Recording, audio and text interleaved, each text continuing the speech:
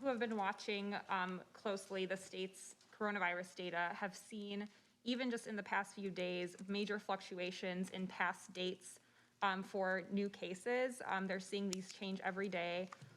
And it's been a few weeks since the state said that it fixed the backdating problem. So what is going on with the state's data, and how can anyone rely on what they're seeing? Well, they have full confidence in the data because the overall data hasn't changed. They did a maintenance update, I think, this weekend, so that, you know, had a little bit of an impact. And as we're continuing to work with an antiquated system with IDEs, there continues to be just issues in trying to take a system that was never designed to deal with the amount of data that we're feeding through it and the scope at which we're collecting data from hospitals and clinics from around the state. And it makes it's very complicated, and that just causes issues.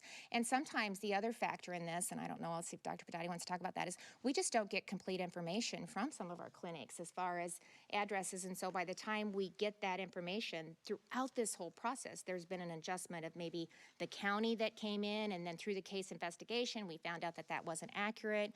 Do you want to hit on anything of the data?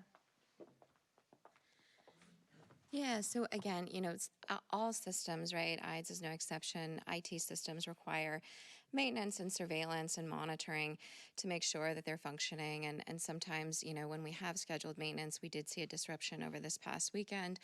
But again, you know, performing this kind of maintenance and surveillance is what we're going to continue to do for this system. We're also going to continue to look for ways to improve the systems that public health has to report and receive data, because we know how important this is. And this is a primary concern for public health that existed before COVID.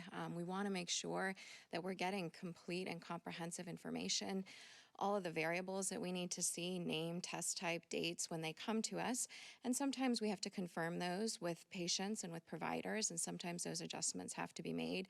And so we're going to continue to work on those improvements and adjustments as we move forward, because this is, again, you know, a new virus. We've known about it for less than a year. We've got systems that we're constantly working to improve, and we're going to keep making those adjustments because it's the right thing to do for Iowans.